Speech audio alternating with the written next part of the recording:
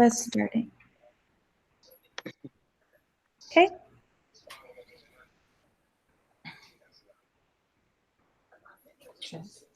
We're ready.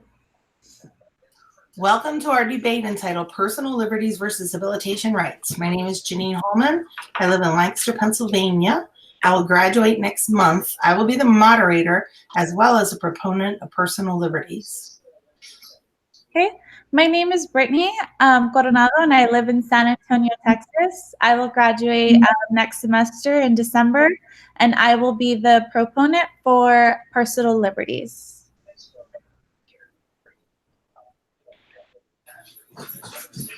Hi, I am Jamie Cummins. I live in St. Louis, Missouri. This is my first semester at Ball State University, and I am a proponent for habilitation.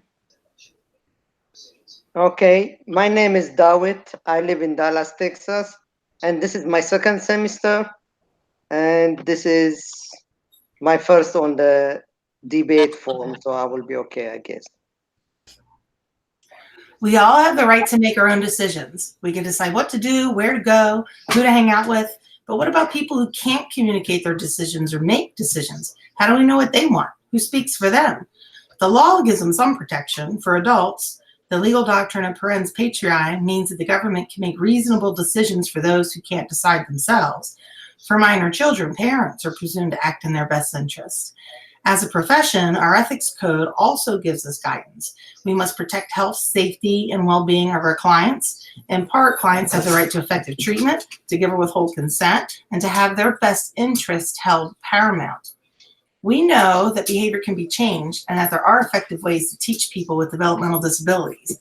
Habilitation means teaching them skills needed to improve their quality of life. For clients who have a hard time deciding or communicating, who decides what skills are important? What does the client want? What does he need? Can he be helped? Should he be helped? What if what he wants is bad for him? Are we do-gooders and busybodies if we substitute our judgment for theirs on the ground that we are acting in their best interest?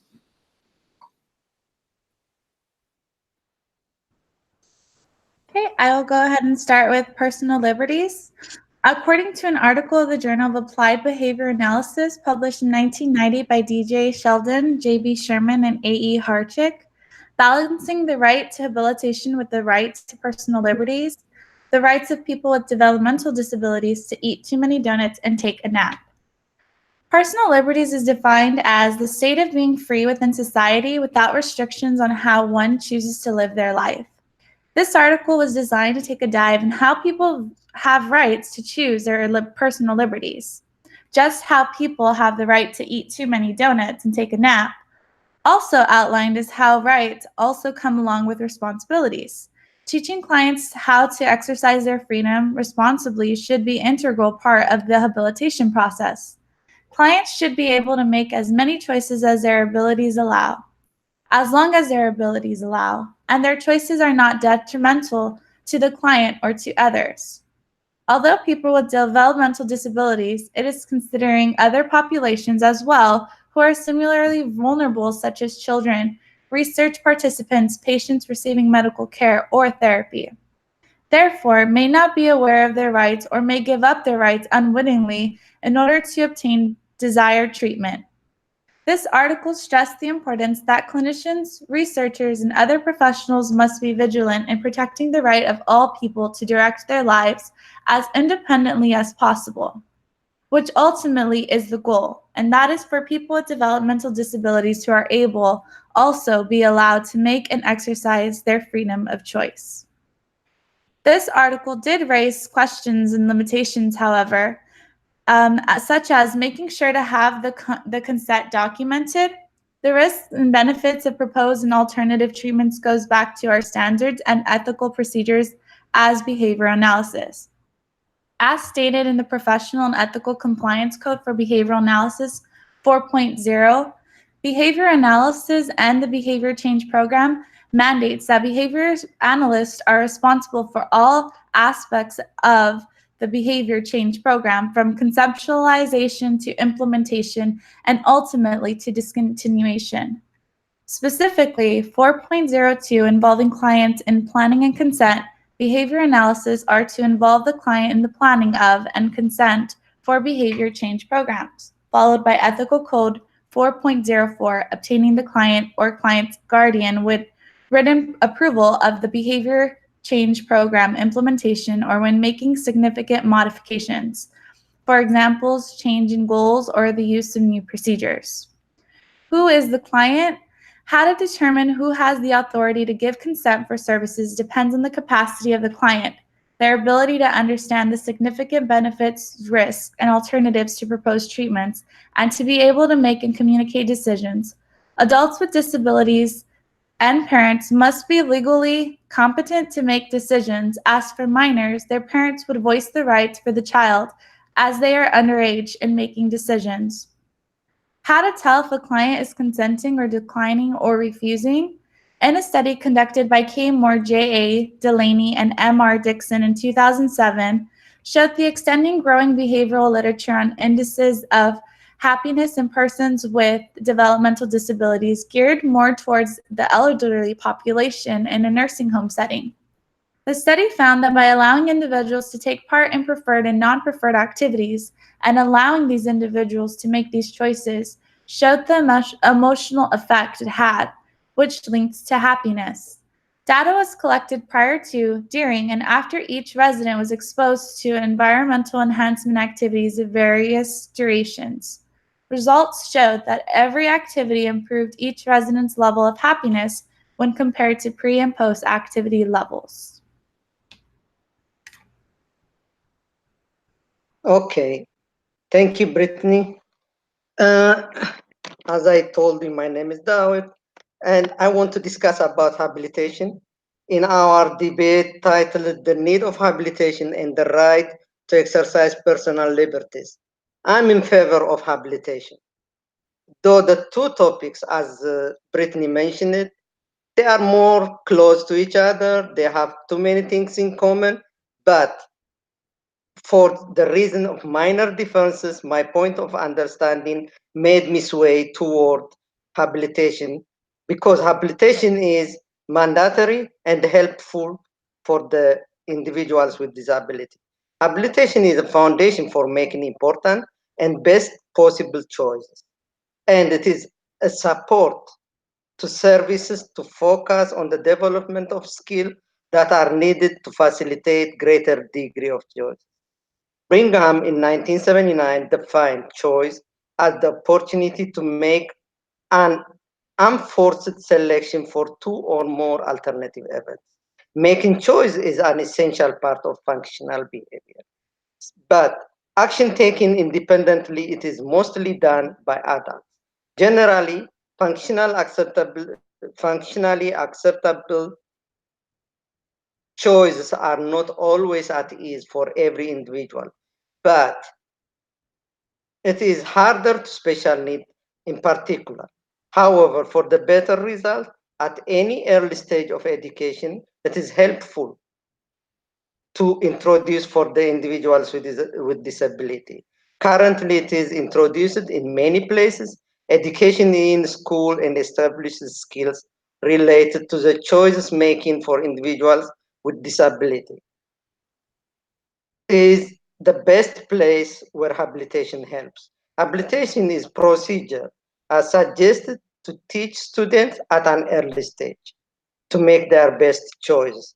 For existing, for exercising those skills, the students they started in school life and fostering the choices, making skill through the practical use of logical consequence.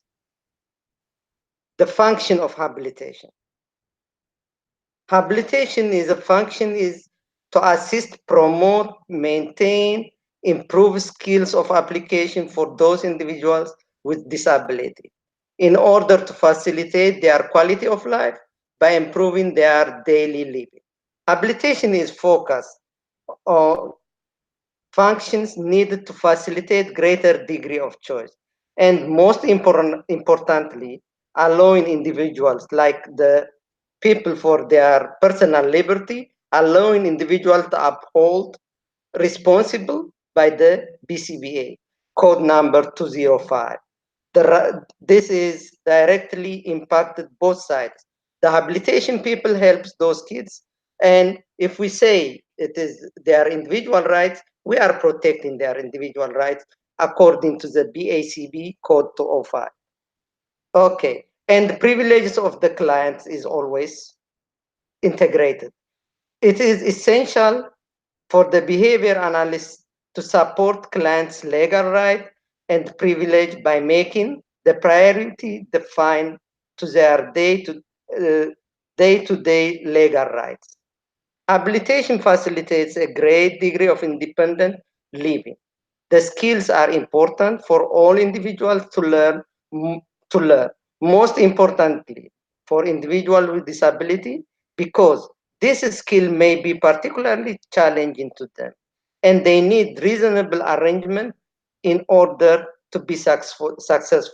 According to the Title 11 ADA, and Section 504 of the Rehabilitation Act, individuals with disability are entitled, mind you, they are entitled for reasonable accommodation to allow them gainfully employed and more integrated into social habilitation, play bigger role in the process as opposed to limiting their privilege. Habilitation helps to improve social inclusion and personal liberties. So we are on the same picture. That means this starts from the daily activity as a student with their teacher as a behavior analyst. Their behavior is reflected on their interaction with their and relation to their personal respect and dignity starts from social interaction in the society. According to the ethics code by the BACB board, habilitation does not take away from their personal liberties. For this matter, we would like to touch the basis that having the right for choice is very important, basic individual right.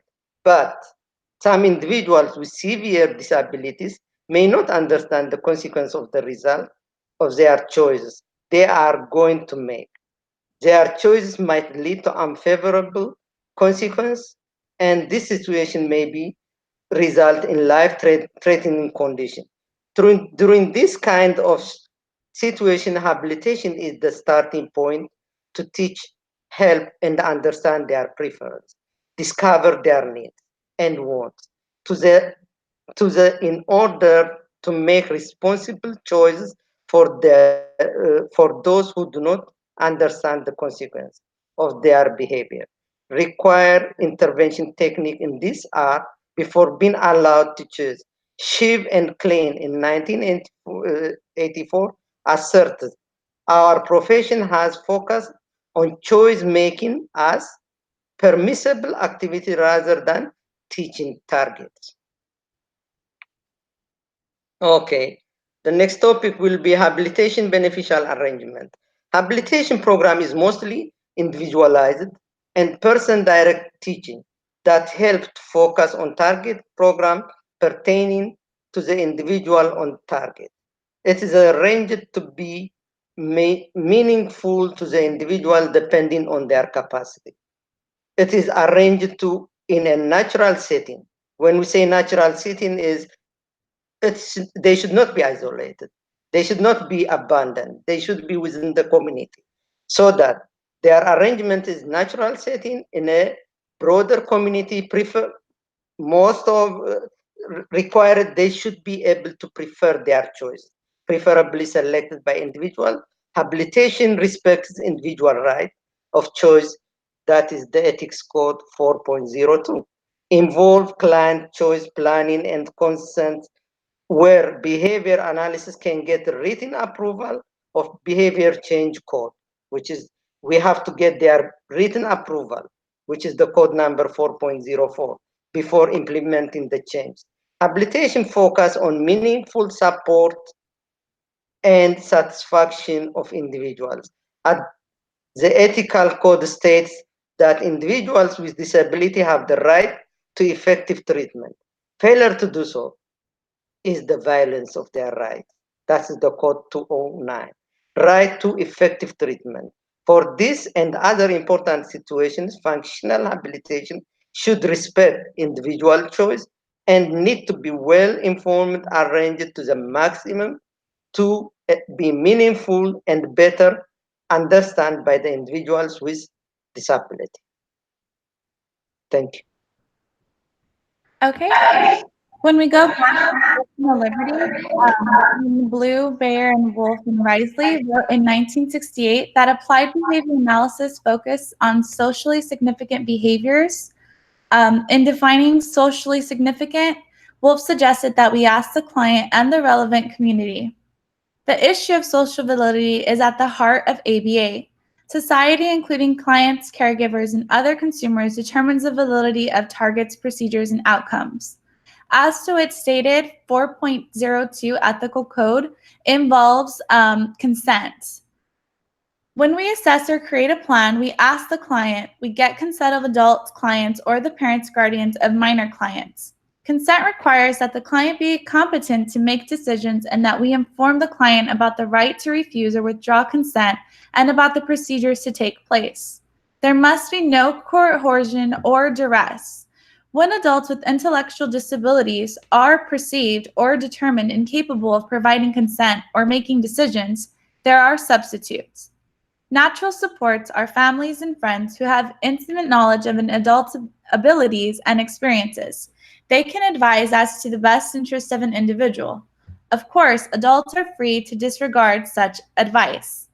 In person-centered planning, a client can plan for the future by selecting a team that helps him or her identify opportunities and make goals. National Planning Center or Transition and Employment. In surrogate decision-making, a surrogate speaks on behalf of the individual and states decisions that the individual would make if able. A guardian may be appointed by a court when a person is legally declared to lack capacity. The guardian's actions are controlled by control, which mandate that the guardian act in the individual's best interest. Guardianship is a complicated legal process that many families aren't prepared for and can't afford. All of these substitutes are designed to protect the individual from abuse and neglect and to discern his or her wishes. What if the person has significant deficits and we can't tell what they are? In 1996, Green and Reed sought to operationally define being happy and develop interventions designed to increase happiness of adult participants who had little or no verbal or mobility skills.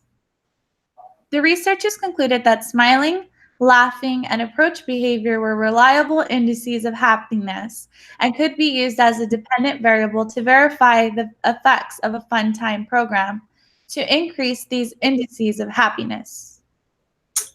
Throughout history, the treatment of those with disabilities has been marked by segregation, abuse, and exploitation.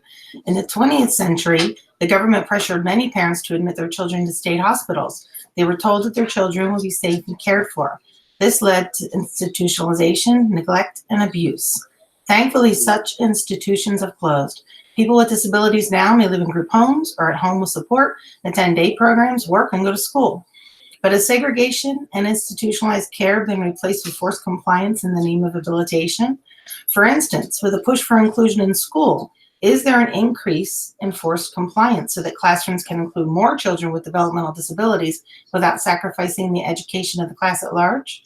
I've seen well-meaning but poorly trained aides create prompt dependency and prompt aversiveness by heavy-handed physical prompting of mundane tasks not related to target skills. I have seen aggression made worse by inappropriate goals, procedures, and instruction. In schools, this then often leads to overuse of restraint and seclusion. In 2019, the federal government found that schools nationwide were grossly underreporting their rates of seclusion and restraint. The video of the Judge Rottenberg Educational Center in Massachusetts that we saw using electric shock is an egregious example of treatment in the name of habilitation gone wrong. Also, we must remember that every member of the treatment team also has his or her own motivations. Cost, convenience, time. Is this program too burdensome? Their motivations are part of the environment that the treatment plan must work in. We must explain the circumstances required for program success and eliminate environmental obstacles that will interfere with success under Code 4.06 and 4.07. This is especially critical when we work in schools, group homes, clinics, etc. Thornbury and Olson point out that the unique features of institutional settings can promote abuse in ways that don't happen in natural settings and in public. Schools, group homes, etc. may have unsupervised, poorly trained staff who are overworked and underpaid. Staff members are asked to independently implement treatment plans day after day. In group homes, for instance, residents have little privacy and are under the control of others for a great deal of their time. The least we can do is ensure that their treatment plans are meaningful and effective. Money and convenience is often an unspoken reason for choosing goals. In 2014, the Justice Department found that Rhode Island had violated the ADA by placing thousands of adults with special needs for years, even decades, to work in sheltered workshops for just $2 an hour. The department also found that Rhode Island school children had little chance to participate in integrated job placement, thus feeding the pipeline to the segregated sheltered workshops for years.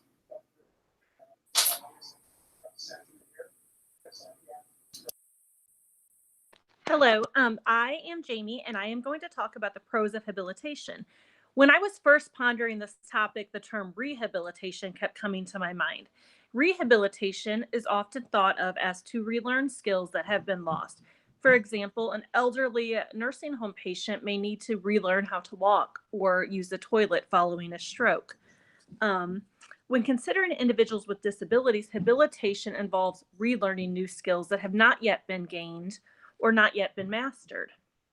Habilitation and rehabilitation both have a goal of helping an individual live an independent, meaningful life. Often, individuals with disabilities experience developmental delays or cognitive differences in comparison to neurotypical peers. Skills may not come as naturally, but habilitation can assist in that process. By teaching skills that promote independence, such as self-care, cooking, and volunteer duties, an individual has the greatest hope of someday living independently. Habilitation is not simply limited to the disabled population. Habilitation should be thought of as a form of teaching. Habilitation may occur in a classroom setting, such as when a teacher helps a new student learn to read.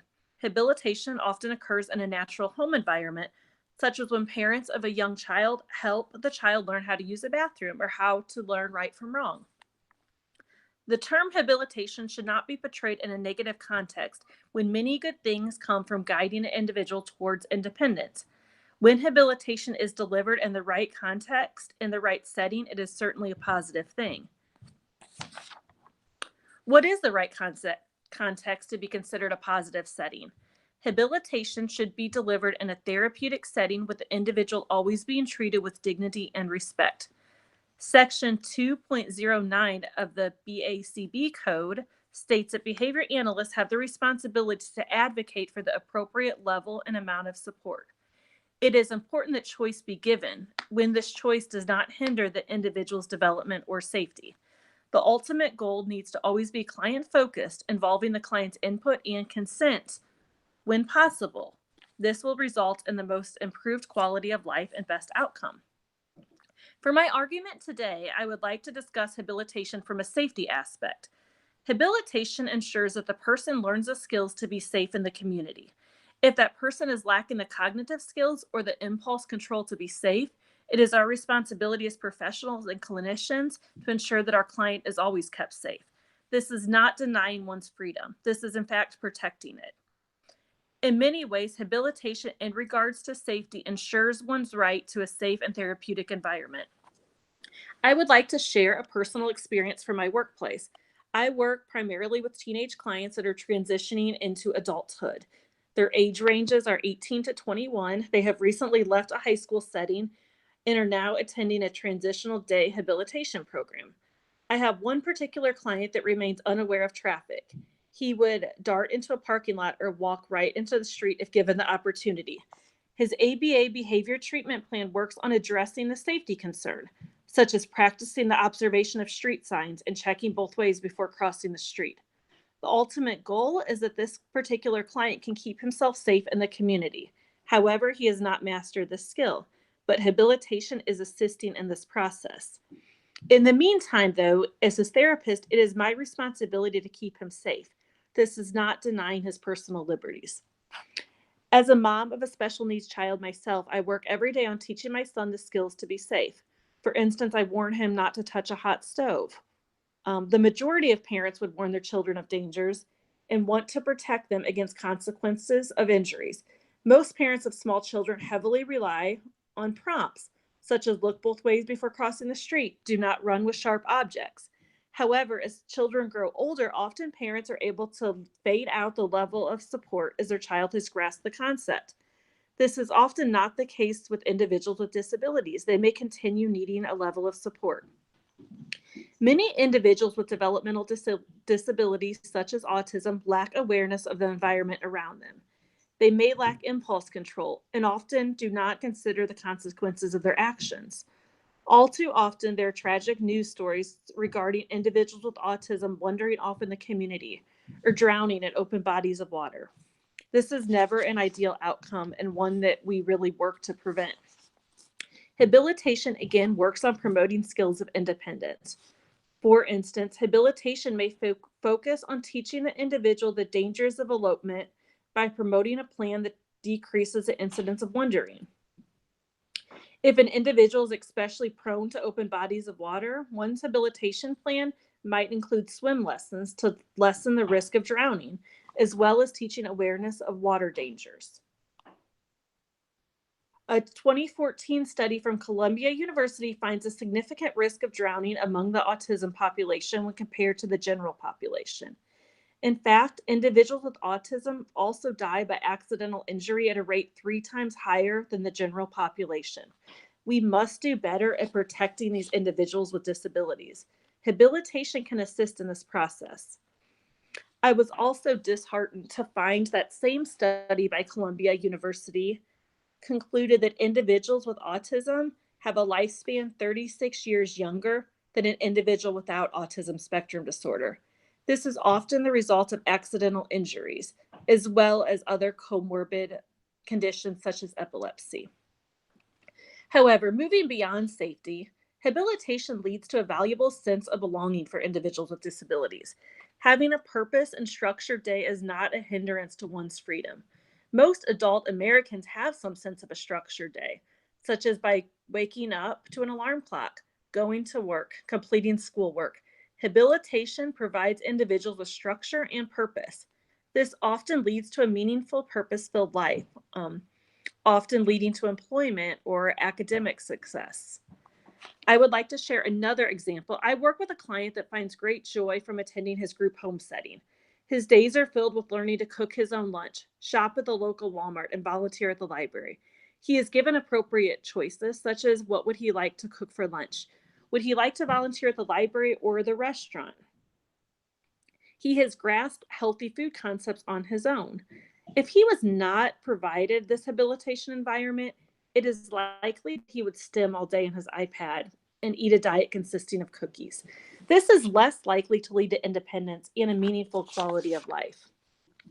Again, when habilitation is done properly, it is very meaningful. But it's important to note all programming is not equal. This is just like anything else. There are great ABA providers, great habilitation homes, great dentists, great daycares. Stakeholders for individuals with disabilities must seek out the best environment for their loved one. Because when habilitation is done right, the benefits are outstanding. Thank you, Jamie. Just a few further notes on do personal liberties differ when working with children versus adults? Again, parents are presumed to act in the best interest of their minor children by law. Most states consider a person to be a competent adult once they reach 18. At that point, parents can't access their adult child's medical or education records without taking legal action, such as guardianship, healthcare proxies, powers of attorney, etc. Adults have the right to refuse treatment, to make contracts, to move, and to make other decisions. In Pennsylvania, behavior plans for adults may not restrict access to preferred items, which implicates finding reinforcers for treatment. How can choices be made available to individuals with limited resources? There are limited public benefits available, supplemental Social Security income, Social Security disability, Medicaid, waivers, food stamps. There are ways to privately fund life choices while at the same time protecting public benefits, ABLE accounts, special needs trusts, private income, etc. I do have personal experience related to this topic. Last January, My husband suffered a traumatic brain injury. He stayed in a lockdown brain injury rehab for the maximum time allowed by insurance. When he was coming to the end of his stay, he was still physically and verbally aggressive towards others. Doctors placed him on a huge cocktail of meds to keep him compliant and quiet, then told me he was doing well and could come home. I was horrified. In any event, his homecoming was delayed by other medical complications. I don't know what I would have done if he had come home when initially planned. Now he's been home for a few months and is making progress. I have to remind myself every day that he can make his own decisions. I can guide him if he asks or if he's not safe. In conclusion, ABA is highly effective. The strength of the ABA movement comes from its disciplined character. Respecting autonomy is a core ethical principle. We must respect the individual's privacy and independence, and we must balance competing ethical demands, such as the right of a person to take risks with the need to protect them from harm. If we have control over another person's right of choice, we have a duty to keep that person's dignity and liberty intact. Once we give that control to someone else, we must monitor it. All too often, when someone else gets to choose, things fall short and people's rights get trampled. The ultimate goal needs to be client-focused. It needs to involve the client's input when possible and, in the end, result in an improved quality of life.